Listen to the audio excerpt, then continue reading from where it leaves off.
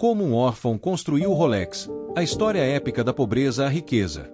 Como é que um órfão sem dinheiro ou conexões construiu a marca de relógios mais famosa do mundo? A história da Rolex está envolta em mistérios e segredos, mas hoje vamos explorar a incrível jornada da pobreza à riqueza da Rolex e responder a pergunta: por que os relógios Rolex são realmente tão caros? A história da Rolex começa com Hans Wilsdorf, o inovador e misterioso fundador da empresa. Hans nasceu na Alemanha em 1881, filho de Anna e Jonah Wilsdorf. Sua primeira infância foi cheia de risadas, amor e felicidade, mas isso foi tragicamente interrompido quando, aos 12 anos, seus pais faleceram inesperadamente com poucos meses de diferença. Hans passou de ter dois pais amorosos para ser um órfão e teve que ir morar com seus tios, que o mandaram para o internato.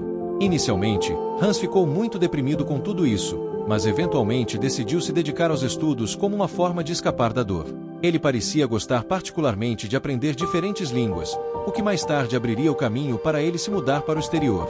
Assim que terminou a escola, Hans foi trabalhar na Suíça em uma empresa chamada Kuno Korton, um grande exportador de diversos relógios de bolso.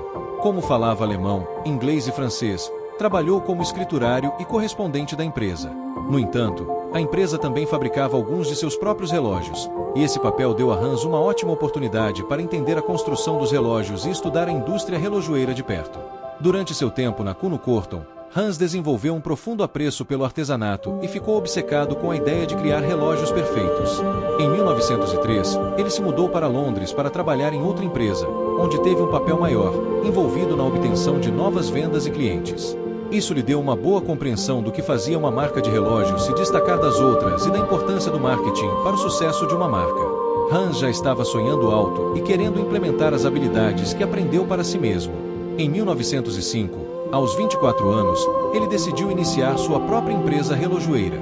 Com uma pequena quantia de dinheiro economizada e um investimento de seu cunhado Alfred Davis, que se tornou seu cofundador, eles criaram a Wilsdorf Davis. A empresa importava relógios da Suíça para vendê-los no Reino Unido. Naquela época, os relógios de pulso não eram tão populares quanto são hoje e eram considerados principalmente joias femininas. Na verdade, amigos de Hans tentaram dissuadi-lo, dizendo que um relógio com um mecanismo tão pequeno e delicado seria frágil e impreciso. No entanto, Hans acreditava que os relógios de pulso eram mais convenientes e elegantes. Ele disse: "Minha opinião pessoal é que os relógios de bolso quase desaparecerão completamente e que os relógios de pulso irão substituí-los definitivamente." Hans sentiu que os relógios precisavam ser de qualidade superior. Ignorando os críticos, ele investiu todo o dinheiro da empresa para fazer um dos maiores pedidos de relógios de pulso já registrados na época. Ele acreditava que os relógios de pulso se tornariam o futuro do mercado de relógios. Muitos pensaram que ele estava louco, inclusive seu parceiro de negócios. Mas Hans não se intimidou, encontrando-se com diversos mestres relojoeiros para aprender com cada um deles. Ele usou uma antiga conexão na Suíça para importar mecanismos suíços e começou a criar relógios de pulso de alta qualidade. Hans sabia que a qualidade sozinha não bastava. O reconhecimento da marca seria crucial. Ele tentou combinar letras aleatórias do alfabeto de todas as maneiras possíveis para criar nomes exclusivos, mas nenhum parecia certo. Então, um dia, Hans disse que um gênio sussurrou em seu ouvido o nome Rolex. Independentemente de onde realmente veio o nome, ele era perfeito, curto, memorável e fácil de pronunciar em qualquer idioma, além de ter estilo e autoridade.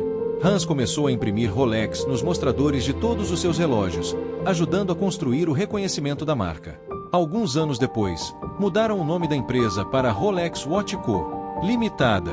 Em 1910, a Rolex se tornou o primeiro relógio de pulso a receber o certificado suíço de precisão. Em 1914, o Observatório Britânico de Kehl concedeu a um relógio Rolex a classificação Classe A, um feito inédito para um relógio de pulso. Durante a Primeira Guerra Mundial, a Rolex enfrentou desafios devido às tensões entre Alemanha e Grã-Bretanha, e a imposição de um imposto de importação britânico de 33% sobre bens de luxo. Para evitar conflitos e obter benefícios fiscais, Hans mudou a sede da Rolex para a Suíça, que era neutra durante a guerra. A guerra aumentou a popularidade dos relógios de pulso Rolex entre os militares por sua confiabilidade e conveniência. A verdadeira ascensão da Rolex pode ser atribuída aos instintos de marketing de Hans.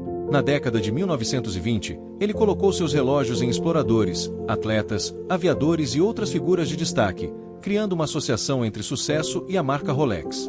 Hans também investiu em anúncios no rádio e jornais, entendendo o valor da colocação de produtos décadas antes de seus concorrentes. Em 1926, a Rolex criou o primeiro relógio comercial totalmente à prova d'água, o Rolex Oyster. Para promovê-lo, Hans convenceu uma nadadora do Canal da Mancha a usar o relógio durante a travessia. Após 10 horas na água fria, ela emergiu com o Rolex Oyster intacto, gerando muitas manchetes. Hans também fez com que revendedores exibissem os relógios à prova d'água em tanques de peixes nas vitrines, atraindo a atenção dos passantes. 5 anos depois, a Rolex desenvolveu o rotor perpétuo, um mecanismo automático que dava corda ao relógio, considerado impossível até então. Hans também garantiu que pessoas populares usassem os relógios Rolex em desafios ousados, como o primeiro voo ao Everest e recordes de velocidade terrestre. Em 1945, no 40º aniversário da empresa, a Rolex lançou o Datejuster, o primeiro relógio automático com uma janela de data no mostrador. Pouco antes da cerimônia, Hans perdeu sua esposa Florence, uma tragédia que o devastou. Órfão aos 12 anos e viúvo aos 63, sem filhos, Hans começou a pensar no futuro de seu império. Em 1946, ele estabeleceu a Hans Wilsdorf Foundation, transferindo 100% das ações da Rolex para a fundação, que ainda detém a propriedade total da empresa. A estrutura permite à Rolex manter um alto nível de sigilo, sem acionistas e sem requisitos para divulgar suas finanças.